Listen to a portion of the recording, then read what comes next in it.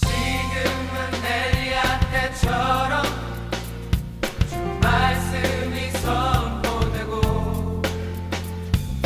주의 종 모세의 때와 같이 언약이 성취되네.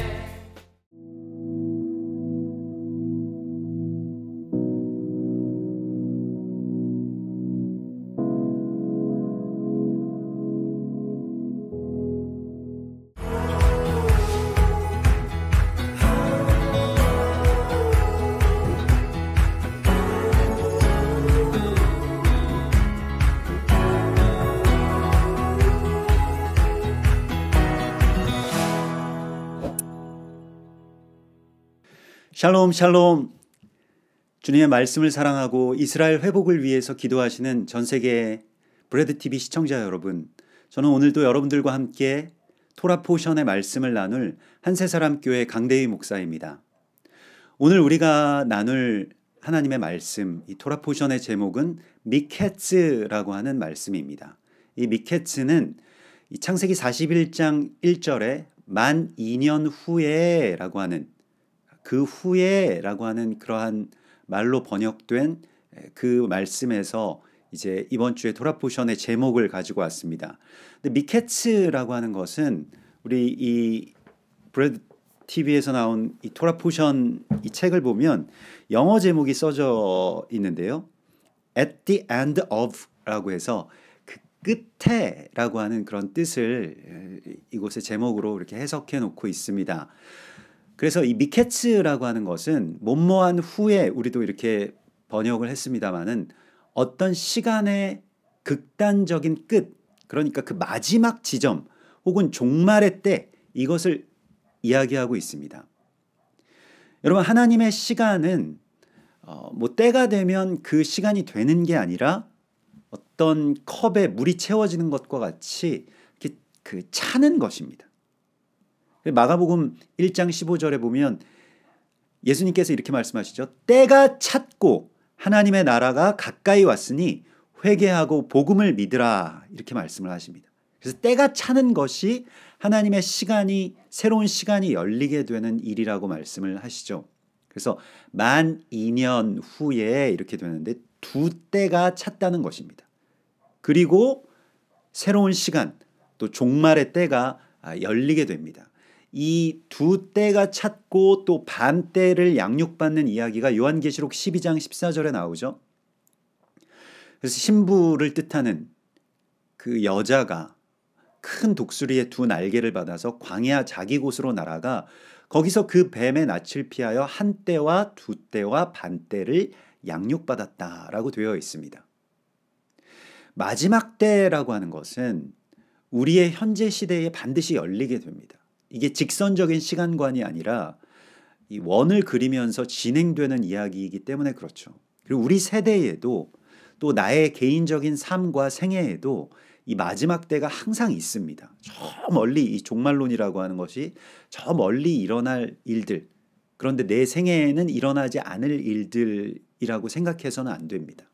그래서 우리가 마지막 때를 어떻게 해석하고 살아갈 것이냐라고 하는 것이 이번 주에 이 미케츠의 말씀을 통해서 우리에게 주시는 하나님의 지혜가 되겠습니다. 바로가 꿈을 꾸게 되는데요. 이게 마지막 때에 대한 어떤 징조를 그 바로라고 하는 이 왕을 통해서 하나님께서 보여주시고 있죠. 그리고 그 징조를 해석할 지혜를 요셉에게 열어주시게 됩니다. 바로의 꿈은 뭐 많이들 아시는 것과 같이 살찌고 아름다운 7 암소를 아주 비쩍 마르고 흉악하게 이 완전히 그렇게 야윈 7 소가 나일강에서 올라와서 집어삼켜 먹어버렸다, 뭐 이러한 꿈이었습니다. 이어지는 이 무성하고 또 풍성한 7 이삭을 집어삼키는 그러한 그 삐쩍 마른 또 이삭 이야기도 같은 꿈이죠. 여러분께서 만약 어젯밤에 이런 꿈을 꾸셨다면 어떤 기분이셨을 것 같습니까? 뭐 요셉이 아니라고 하더라도 이건 뭐 아무리 봐도 그냥 이렇게 좋은 꿈이 아니라고 하는 걸 알 수 있을 것입니다. 누구든지 흉악하고 비쩍 마른 소가 아름답고 살찐 소를 잡아먹는 꿈을 꾸었다면요. 그건 정말 꿈자리가 나 어제 정말 사나웠어. 이렇게 이야기하고 또 안 좋은 꿈이라고 그렇게 해석할 겁니다. 그런데 누가 봐도 쉬워 보이는 이 흉몽의 해석을 애굽의 술사들이 할 수 없었던 이유가 무엇이었을까요? 너무 명확한 흉몽이었기 때문에 그렇습니다. 계시록에 나와 있는 7년 대환란과 같은 그러한 이야기이니까요. 이건 세상이 망하고 무너진다라고 하는 그런 내용의 꿈인데 술사들이 세상의 왕에게 말할 수 있었겠습니까? 그러니까 눈치만 보고 있었을 겁니다. 그래서 8절에 보면 41장 8절에 보면요. 그 꿈을 해석하는 자가 없었더라. 술사들이 많았지만 해석할 수 있는 자가 없었더라가 아니라 해석하는 자가 없었더라. 이건 못한 게 아니라 안 한 겁니다. 이거 잘못 말했다가 자기가 죽을 수도 있는 그러한 끔찍한 꿈을 바로 왕이 꾼 것이기 때문에 그렇습니다. 그래서 어쩌면 그 희생양을 찾는 것처럼 감옥에 갇혀있던 요셉을 데리고 와서 이 꿈에 대해서 왕에게 말하게 하려고 했을지도 모르겠습니다. 당시에 이 애굽의 술사들의 어떤 위치에서는 그런 일들을 자신들이 아닌 다른 이 죄수의 입으로 말하게 함으로써 자신들의 생명을 보전하고 또 이 죄수는 뭐 죽으나 사나 뭐 자기들은 상관이 없었을 테니까요. 그렇지만 요셉의 해석은 그 꿈의 길흉을 말하지 않는 지혜를 우리에게 보여줍니다. 이게 굉장히 중요한 것입니다. 마지막 때의 이 하나님의 시간에서는 하나님의 이 말씀과 또 하나님께서 우리 가운데 주신 어떤 비전, 그 꿈에 대해서 해석이 굉장히 중요한 때가 됩니다. 하나님의 나라와 하나님의 때에는 기본적으로 길한 것과 흉한 것이 없습니다. 이런 것은 운명에 끌려다니는 연약한 세상 사람들의 이야기입니다. 하나님의 사람들에게는 그때에 맞는 하나님의 일들이 하나님의 뜻 안에서 열리게 되는 것이지 꿈이나 점을 쳐서 길흉에 매이고 끌려다니는 것이 아니라는 것입니다. 마지막 때에 대한 예언이나 징조에 대한 해석은 이래야 됩니다. 41장 25절에 보면 요셉이 바로에게 아뢰되 바로의 꿈은 하나라. 그래서 바로의 꿈은 이 두 가지의 꿈인데 하나입니다 라고 말하면서 하나님이 그가 하실 일을 바로에게 보이심이니이다. 이게 둘 다 흉한 꿈입니다 이런 말이 아니라 바로의 꿈은 하나님께서 그가 하실 일을 보여주신 것입니다 라고 그렇게 해석하고 있습니다. 이게 해석이어야 됩니다. 요셉이 마지막 때에 대하여서 이 미케츠에서 해석하는 그 핵심은 해석의 주권을 하나님께 돌려드리는 데에 있었습니다. 우리가 선악을 판단하는 자리에서 내려오는 것과 마찬가지의 일이죠. 그래서 바로왕이 요셉에게 묻습니다. 너는 꿈을 들으면 능히 푼다 하더라. 41장 16절에 보면 요셉이 바로에게 대답하여 이르되 내가 아닙니다. 하나님께서 바로에게 평안한 대답을 하시리이다. 하나님께서 평안의 응답을 주실 것입니다 라고 하는 이 말씀이 얼마나 치유가 되는 말입니까? 잠언 15장 4절에 보면 온순한 혀는 곧 생명나무이지만 패역한 혀는 마음을 상하게 하느니라 이렇게 되어 있습니다. 여기서 온순한 혀라고 번역된 그 히브리어는 그 마르페라고 하는데 마르페는 이 라파에서 나온 말입니다. 그러니까 치유하는 말이라는 뜻이죠. 그래서 치유하는 말이 생명나무라는 것이죠. 요셉의 해석은 치유의 능력을 갖고 있었습니다. 여러분들도 이것을 구하십시오. 내가 하는 말, 또 내가 하는 해석 이러한 것이 치유와 위로가 되는 그러한 말이 되게 해달라고 주님 앞에 우리가 구해야 됩니다.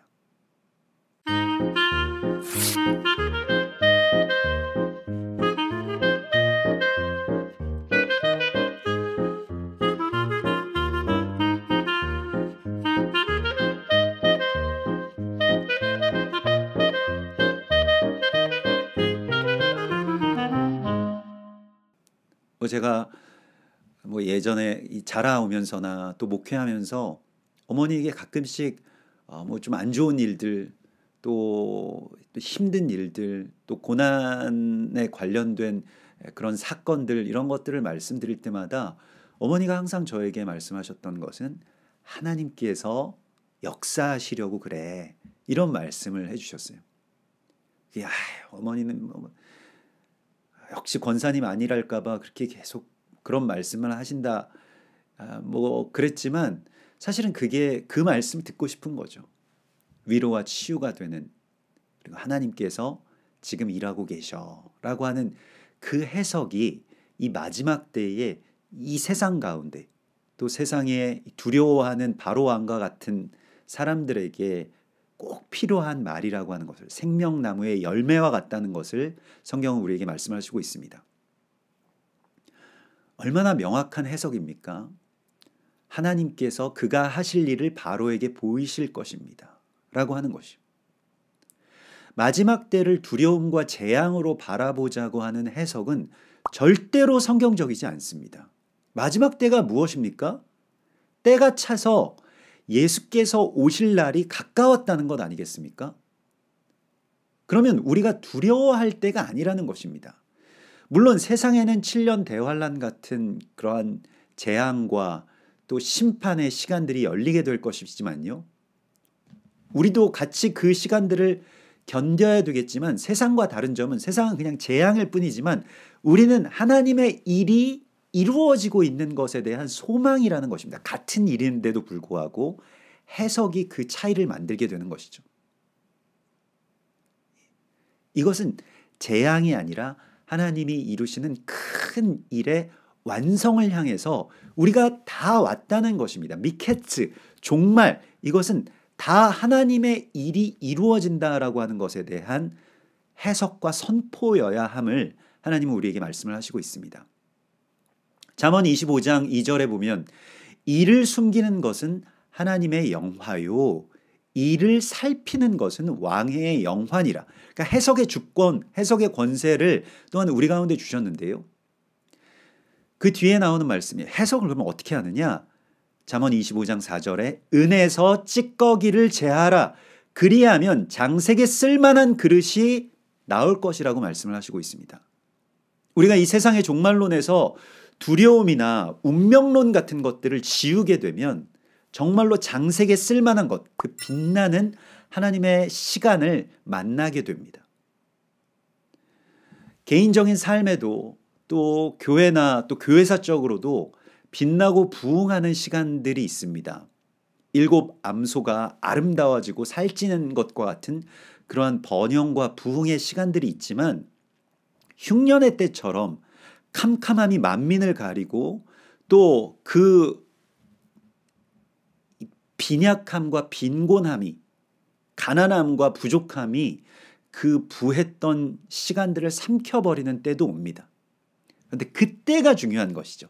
그때 우리가 일어나서 빛을 발할 준비가 되어 있어야 한다는 것입니다. 이사야서 60장 2절에 보면 보라, 어두움이 땅을 덮을 것이며 캄캄함이 만민을 가리려니와 오직 여호와께서 내 위에 임하실 것이며 그의 영광이 내 위에 나타나리니 나라들은 내 빛으로, 왕들은 비치는 내 광명으로 나오리라, 이렇게 말씀을 하십니다. 마지막 때는 캄캄해지죠. 캄캄해지는 이유는 우리가 이제 빛을 발할 때가 되었다라고 하는 것입니다. 미케츠 토라 포션은 대부분 한우카 절기와 연결될 때 읽습니다. 그래서 우리가 이제 한우카의 이 절기가 시작되고 지금 그 절기의 한 가운데에 있죠. 그래서 8일 동안 지켜지는 이 수전절, 한우카의 절기는 많이들 아시고, 또 브레드 TV에서도 이 한우카에 대한 그 절기에 대한 여러 가지의 어떤 컨텐츠들을 우리가 볼 수가 있는데요. 알렉산더 대왕의 이 후계자들 가운데 하나였던 이 안티오쿠스 에피파네스라고 하는 왕이 이제 이 애굽을 치려고 하다가 그게 실패하고, 또 거기에 대해서 막 그 분풀이를 이제 이스라엘 땅에 와서 행합니다. 그래서 사람들 막 죽이고 또 하나님의 거룩한 성전을 제우스의 신전으로 이렇게 이제 타락시키죠. 그래서 거기에 막 돼지 피를 발라놓고 모든 예배를 다 폐하고 이제 끔찍한 어떤 그 성전의 어떤 그런 어두움과 또 파괴가 일어나게 됩니다. 그런데 그런 암흑에 대항하는 빛의 혁명이 일어나게 되고 그걸 이제 마카비 혁명인데요. 역사적으로는. 그래서 예배가 회복되고 성전의 불빛을 다시 회복시키는 것. 그래서 이게 그 성전의 이 하누키아 메노라라고 하는 이 8개의 촛불을 밝히게 되죠. 가운데에 있는 그 세마쉬라고 하는 빛을 가져오는 초로 8개의 초를 밝히는 어떤 그러한 그 절기가 되는데요. 그것은 순전한 기름이 예비되어 있어야 되는 것이고 또 자녀들 세대가 이 빛의 용사들로 일어서게 되는 그러한 혁명이 일어나는 것을 의미합니다. 매일 드리는 예배의 회복이고요. 그런데 이것이 어두운 애굽 땅 또 감옥에 혼자 남겨졌지만 하나님의 빛이 된 요셉의 이야기와 연결되어 있다는 것을 우리가 보게 됩니다. 그래서 자기가 어떤 그러한 그 어두컴컴한 감옥에 갇혀서 살지만 하나님의 이 영원한 나라를 바라보고 그 빛을 가져오는 자로 일어서게 되는 이러한 어떤 반전, 이러한 혁명이 일어나는 때가 바로 하누카이고 또 미케츠의 말씀입니다. 그래서 요셉은 세상을 살리게 되고요. 또 형제들을 다시 되찾게 됩니다. 잃어버린 형제들과 다시 만나는 이야기가 이 미케츠의 토라 포션과 연결되죠. 때가 차고 마지막 엔드타임이 열리게 되면 여러 가지 재앙에 우리가 초점이 맞춰질 것이 아니라 잃어버렸던 형제들을 다시 찾고 그들과 원수되었던 결박을 푸는 일이 열리게 되는 것에 초점을 맞춰야 됩니다. 이게 마지막 때에 무슨 뭐 음모론이나 뭐가 어떻게 되고 심지어 뭐 유대인들이 무슨 뭐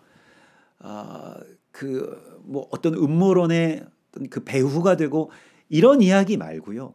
우리가 그 잃어버렸던 원수되었던 그 형제들을 유대인 형제들을 또 일본인 형제들을 또 열방의 형제들을 다시 되찾게 된다라고 하는 것에 대해서 초점을 맞추고 거기에 빛을 비추라고 말씀을 하시고 있습니다. 이 사명이 우리에게 있는 것입니다. 바로 그때가 된 것입니다. 세계적인 흉년이 들고 형들이 요셉 앞에 와서 곡식을 얻으려고 이제 무릎을 꿇었을 때 요셉은 지난날 자신이 꾸었던 꿈을 다시 생각합니다. 여러분 이렇게 힘의 균형이 완전히 뒤집어지게 되면요. 이런 재회가 있다라고 한다면 일반적인 이야기에서는 복수가 뒤따를 것입니다. 자신을 팔아넘긴 배다른 형제들에게 정말 몇 배의 고통으로 되갚아주는 힘이 요셉에게 생겼고 드디어 그때가 되어서 이제 복수했다. 뭐 이런 내용이 대부분일 것입니다. 그런데 그곳에서 요셉은 하나님이 자신에게 어린 시절 보여주셨던 그 꿈이 어떻게 성취되었고 또 그 꿈의 성취는 형들에게 원수 갚는 것이 아니라고 하는 것을 그가 알게 됩니다. 치유와 회복의 해석이 마지막 때에 중요한 것이죠. 여러분 마지막 때 엔드타임은 어떤 사건이 일어나느냐가 중요한 게 아닙니다. 우리가 이 시간에 대해서 어떻게 해석하느냐가 중요한 것이죠. 우리가 이 미케츠의 말씀을 통해서 배워야 할 종말론은 이 모든 일들을 역설적으로 해석하는 힘입니다. 그러니까 흉한 일들처럼 보이는 일들, 또 나에게 상처가 되고 고통이 됐던 기억들, 이것을 요셉은 다시 하나님의 빛으로 해석하기 시작합니다. 하나님의 빛이 비추어졌을 때 이런 해석이 나오는 것이죠. 형들이 내 옷을 빼앗고 구덩이에 쳐 던지고 그리고 이스마엘 상인들에게 그렇게 팔아 넘기고 애굽 땅에 와서 그렇게 많은 고통을 겪은 아픈 과거가 상처가 되지 않고 은혜와 또 회복의 시작이었다는 것을 그가 해석하고 깨닫게 됩니다. 우리가 미케츠에서 요셉의 이야기를 보면서 감탄하게 되는 부분은 요셉에게는 이렇듯 과거의 상처가 분노랄지 아니면 원망이 되지 않았다는 것입니다. 누구 때문에 내가 이렇게 됐고, 누구 때문에 내가 이런 고통을 겪었고, 그것이 나에게 상처가 되어서 나는 이제 복수할 거야, 이렇게 하지 않았다는 것입니다. 그에게 있어서의 상처는 그리스도 예수의 흔적이 되는 것이죠. 스티그마, 바울이 말했던 그리스도 예수의 흔적을 내가 가졌노라. 세상 사람들에게는 그것이 분노할 만한 일이고 원망할 만한 상처가 된다라고 할지라도 하나님의 사람, 그리스도인들에게는 이것이 그리스도 예수와 나를 연결하는 흔적이 되는 것입니다. 부활하신 예수님께서 제자들에게 가셔서 못 박혔던 손과 허리에 창자국을 보여주셨을 때, 내가 이렇게 상처받고 고통받고 창으로 허리 찔리고 있을 때 제자들인 너희들은 다 도망갔지, 너희도 한번 이제 이런 고통을 겪어봐라 라고 말씀하시지 않았습니다. 오히려 부활을 증거하시고 또 그 제자들을 축복하시는 회복과 위로의 그런 표시로서 그것을 보여주시죠. 마지막 때는 해석이 중요한 것입니다, 여러분. 하나님의 사람들로 새롭게 거듭난 우리에게 기억이라고 하는 것은 어떤 사실을 저장해 놓은 것이 아닙니다. 하나님의 놀라우신 은혜와 섭리에 대한 해석이고 흔적이고 감사와 예배의 이유가 되는 것입니다. 이것이 우리의 예배를 회복하고 우리의 제단의 불을 다시 회복하는 한우카와 연결되는 이야기일 것입니다.